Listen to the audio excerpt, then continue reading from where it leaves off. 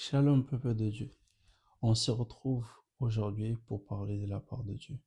Notre thème d'aujourd'hui est la volonté parfaite ou la volonté permissive. Vous savez, souvent on prie, on demande à Dieu quelle est sa volonté.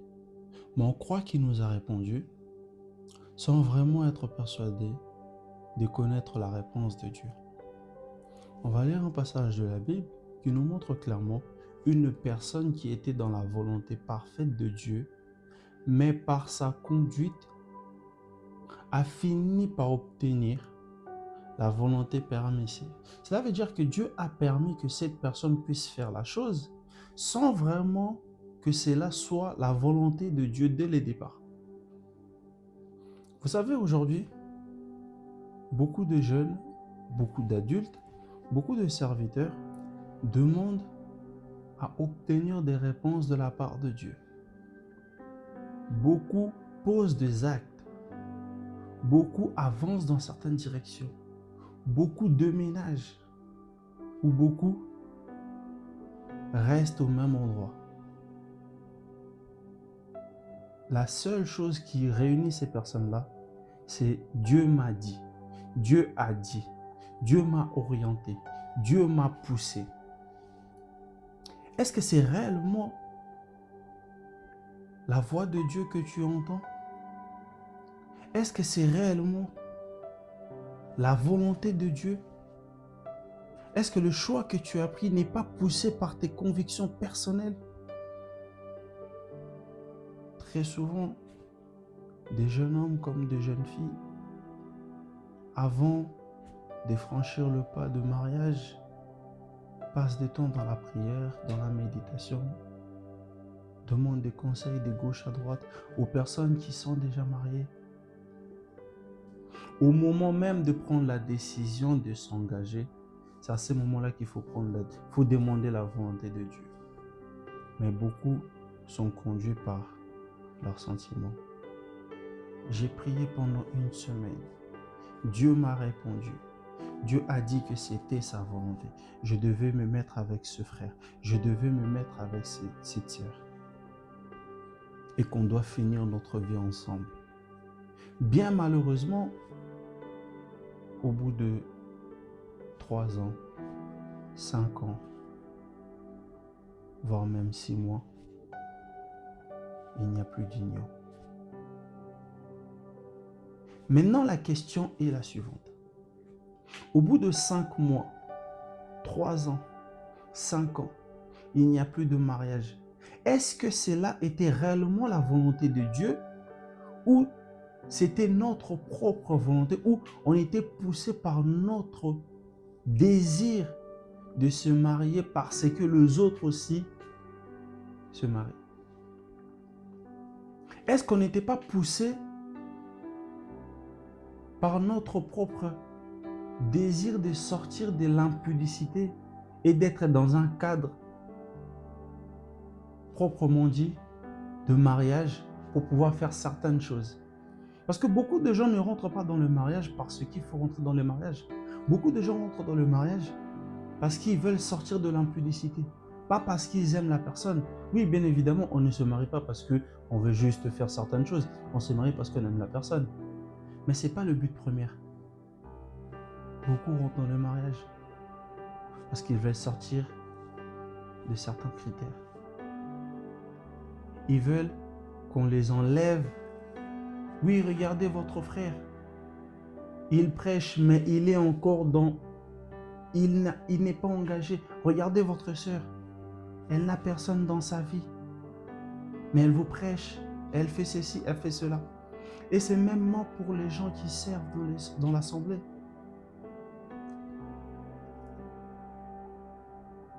Combien de pasteurs ont bâti leurs assemblées en étant convaincus que c'était la volonté de Dieu, en étant persuadés que c'était ce que Dieu les avait demandé. Au bout d'une année, l'église n'était plus. Pourquoi? Il y a énormément de problèmes. Mais par leur désobéissance, on finit par obtenir la volonté permissive. On va lire le livre de Juge 16, 28. Une histoire que beaucoup de gens maîtrisent, mais beaucoup de gens n'arrivent pas à comprendre pourquoi Samson a fini par faire cette prière. L'histoire de Samson, nous tous nous la connaissons, c'est que Samson était appelé à servir Dieu. Samson, Dieu l'a appelé pour accomplir une mission, pour atteindre sa destinée. Mais Samson, par sa désobéissance, il a suivi ses désirs charnels. Il a fini par obtenir la volonté permissive. Parce que cela n'était pas la volonté de Dieu. La finalité de l'histoire de Samson, cela ne devait pas se terminer de la sorte. Dieu avait d'autres plans pour Samson. Mais Samson a désobéi à Dieu. Samson a fait qu'à sa tête. Samson a voulu montrer qu'il était fort. Oui, bien évidemment, Samson était fort.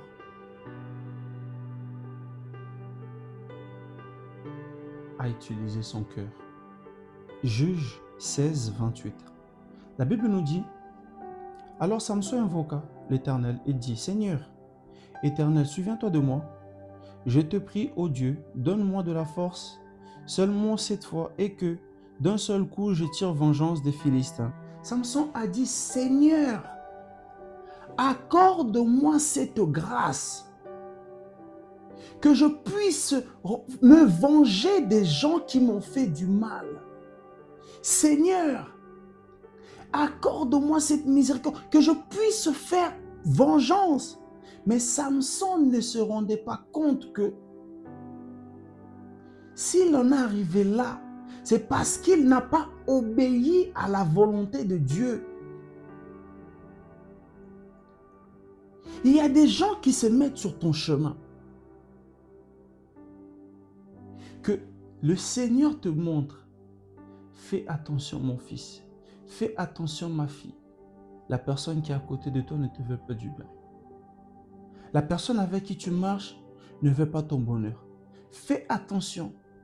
Mais vu que tu es têtu, vu que tu ne veux pas écouter, tu avances, tu avances, tu avances. Et puis tu te fais du mal et tu viens demander, Seigneur, pourquoi m'as-tu abandonné? Mais l'Éternel ne t'a jamais abandonné, mon frère, ma soeur.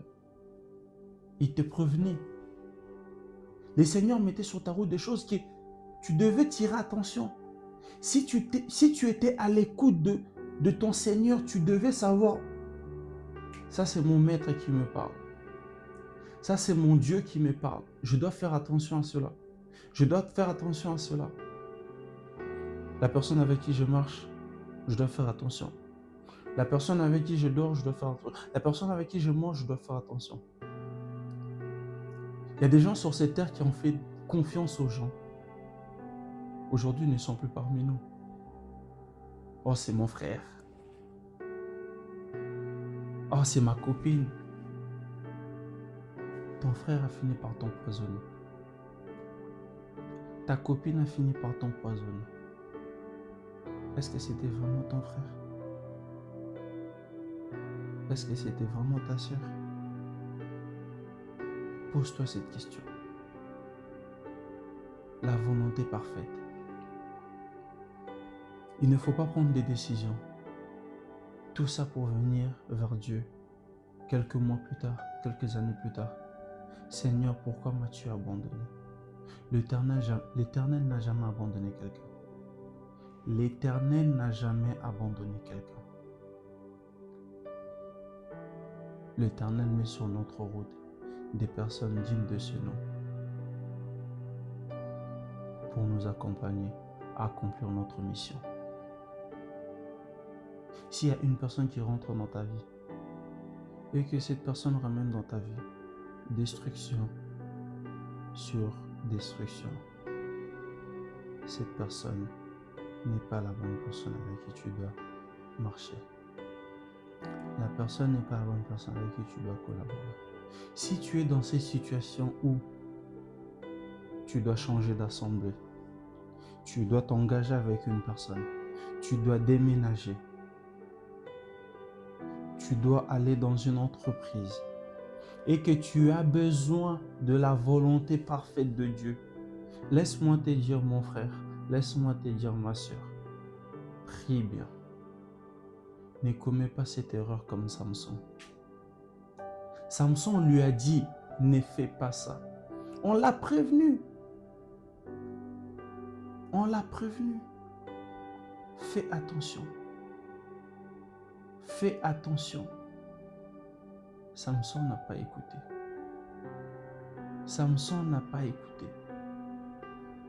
S'il s'est retrouvé dans cette situation où il doit se venger, parce que la vengeance vient après que quelqu'un t'a fait du mal. La vengeance ne vient pas au moment où toi tu prends cette décision, je dois me venger d'une personne qui n'a pas fait du mal. Non, la vengeance vient que quand la personne te fait du mal. Samson s'est senti offensé parce qu'il avait accordé sa confiance à une personne et la personne l'a trahi. Maintenant, il s'est dit, je dois me venger. Il a fait ses prières. Comme notre Dieu est miséricordieux, notre Dieu lui a accordé. Samson s'est vengé. Mais à quel prix? À quel prix? Oui, bien évidemment, tu vas obtenir la volonté permissive de Dieu pour te marier avec le frère, pour te marier avec la sœur. Mais à quel prix? Tu vas obtenir la volonté permissive de Dieu pour déménager. Mais à quel prix? Tu vas obtenir la volonté permissive de Dieu pour signer dans cette entreprise. Mais à quel prix? À quel prix si tu dois perdre ta paix intérieure? À quel prix si tu es tourmenté? À quel prix si tu es triste, constamment triste? À quel prix? À quel prix? Dieu va te le donner. Tu as demandé, il va te le donner. Malgré tout ce qu'il va mettre sur ta route, toutes les personnes qui vont te dissuader de le faire, tu vas quand même vouloir te faire. Tu vas quand même vouloir le faire. Tu vas t'entêter de le faire. Ok, Dieu va permettre cela. Dieu va permettre que cela arrive. Mais à quel prix? Tu es dans une relation où tu n'es pas marié. Tu entretiens de relations intimes avec un homme ou avec une femme. Tu n'es pas marié. Tu mets la fille enceinte ou tu tombes enceinte. Au bout de quelques mois, le monsieur il part. L'enfant vient au monde. La sœur te fait vivre misère sur misère. À quel prix? Oui, l'enfant est là, mais à quel prix? Bien-aimé, il faut saisir l'opportunité que Dieu nous donne. La volonté parfaite, peu importe le temps que ça prend, peu importe les difficultés que tu fais face pour atteindre la terre promise, mais dis-toi que c'est la volonté parfaite. La volonté parfaite, tu ne la savoures peut-être pas aujourd'hui, mais au moment où tu vas l'obtenir, tu vas savourer pendant des années. Des générations et des générations vont savourer cette volonté parfaite. Mais la volonté permissive, elle vient pour un court instant. Et elle fait du mal de génération en génération. Donc je te pose cette question, mon frère. Je te pose cette question, ma soeur. À quel prix? Es-tu prêt? Es-tu prête à sacrifier? Est-ce que tu es prêt ou prête à sacrifier des générations et des générations de bonheur pour un court instant de bonheur et des générations de malheur? Samson a dû payer ça de sa vie. Est-ce que cela est nécessaire d'obtenir la volonté permissive de Dieu maintenant? Si on peut obtenir la volonté parfaite de Dieu pour des générations et des générations, mon frère, ma sœur, Dieu a besoin que tu te positionnes. Ne sois pas pressé dans la vie. Reste focus sur la volonté parfaite. La volonté parfaite prend peut-être du temps. La personne avec qui tu marches, elle te comble de joie, de bonheur, peut-être maintenant, mais sur du long terme, ça ne sera pas assez. Le lieu là où tu es, actuellement peut-être, tu es heureux, heureuse, tu vis le bonheur, mais sur du long terme, ça ne sera que calvaire sur calvaire. Le pays où tu veux aller,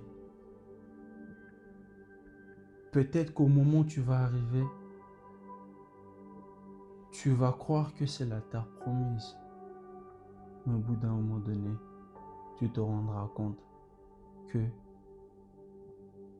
c'est le désert, là où tu es. Donc mon frère, ma sœur, avant de franchir le pas, demande à connaître la volonté parfaite de Dieu. Dieu, il est là. Il nous écoute. Il ne demande qu'à exaucer nos prières. À nous de demander. On ne demande pas bien.